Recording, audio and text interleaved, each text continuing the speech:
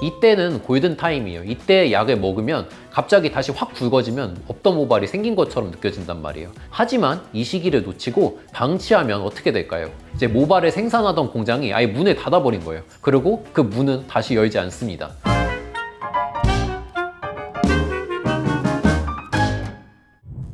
안녕하세요.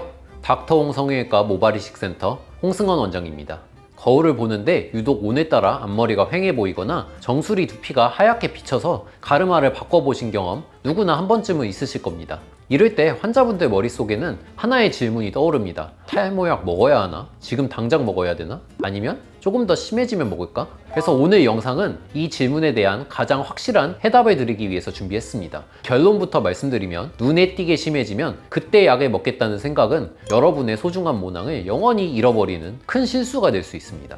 우선 탈모의 진행 단계를 나누는 전 세계적인 기준을 살펴볼까요? 가장 유명한 것이 노후드 분류법입니다. 표를 보시면 M자 탈모가 점차 깊어지다가 3단계에 접어들 때 의학적으로 탈모약 복용에 대한 강한 권고가 내려집니다. 이 표만 보면 나는 1단계나 2단계인데 3단계 될 때까지 기다렸다가 약 먹으면 되겠다. 그 부작용도 되게 심하잖아. 이렇게 생각하기 쉽습니다. 하지만 절대 그렇지 않습니다. 특히 우리 한국인들은 서양인과 탈모 진행 패턴이 조금 다릅니다. 앞머리가 이렇게 파고드는 경우도 있지만요. 정수리부터 모발이 얇아지면서 전체적으로 숱이 줄어드는 경우가 훨씬 많아요. 그래서 우리 아시아인의 특성을 반영한 BASP 분류법을 보면 또 기준이 다릅니다. 여기서는 탈모가 심하게 진행된 중증이 아니라 정수리든 앞머리든 아주 미세하게 두피가 비치기 시작하는 가장 초기 단계부터 피나스테라이드나 아니면 미녹시딜 치료를 최고 등급으로 권장합니다. 즉 늦기 전에 선제적으로 치료를 하라는 거죠. 근데 그런 경우 있잖아요. 아예 탈모가 진행이 안 됐는데 뭔가 유전적으로 아버지, 할아버지 다 대머리셔가지고 미리부터 좀 먹는 분들도 계시는 것 같던데.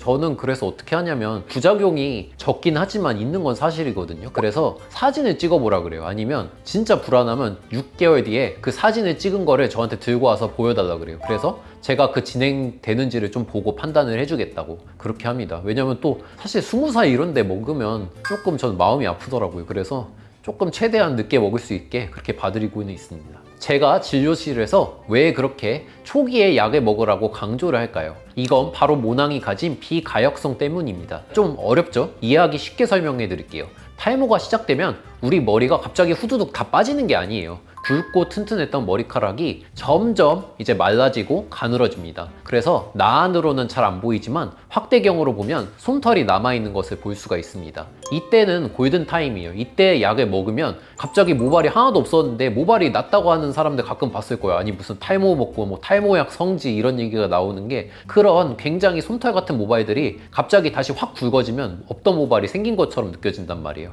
그래서 그럴 때 약을 먹으면 모낭이 다시 굵어질 여지가 있습니다. 하지만 이 시기를 놓치고 방치하면 어떻게 될까요? 얇아지다 못한 모낭이 결국 기능을 잃고 위축되어 버립니다. 그리고 그 자리는 이제 약간 섬유화가 돼버려요. 이제 흉터 조직처럼 변해버리는 거죠. 이거는 이제 모발을 생산하던 공장이 아예 문을 닫아버린 거예요. 그리고 그 문은 다시 열지 않습니다. 이런 경우에는 뒤에서 잘 가동 중인 공장에 새로 옮겨와서 심는 방법밖에 없습니다. 후두부에 모낭을 뽑아서 이식하는 모발 이식만이 온전한 해결책이 되는 거죠.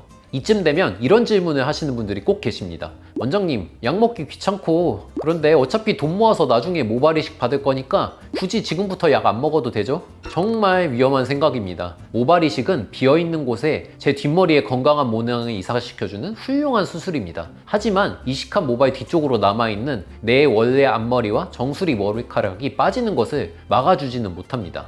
수술만 하고 약을 안 드시면 어떻게 될까요? 심어놓은 앞머리는 약을 먹든 안 먹든 무조건 잘 자라요. 근데 그 경계선에 있는 모발들이 탈모가 진행돼서 빠져버릴 수가 있습니다. 따라서 모발 이식 수술 전후를 가리지 않고 기존 모발을 지키기 위해서 탈모약은 평생 함께 가야 하는 필수적인 장치입니다. 정리하겠습니다. 탈모약은 탈모가 심해졌을 때 먹는 약이 아닙니다. 내 머리카락이 예전보다 얇아지고 숱이 줄어든다고 느껴지는 그 순간 지금 당장 시작하셔야 하는 예방약이자 치료제입니다. 고민하고 망설이는 이 순간에도 우리의 소중한 모낭은 얇아지고 있습니다. 혼자 거울 보면서 스트레스 받지 마시고 늦기 전에 가까운 병원이나 아니면 뭐 저희 병원으로 내원을 하시면 모발 확대경으로 내 모낭이 아직 살아있는지, 심폐소생술 할 수 있는지, 당장 약을 먹어야 하는 단계인지 정확한 진단부터 조금 내려드리겠습니다. 저희가 지금까지 말씀드린 게 도움이 됐다면 저희 구독과 좋아요 꼭 부탁드리고요. 지금까지 닥터홍 모발이식센터의 홍승원 원장이었습니다. 감사합니다.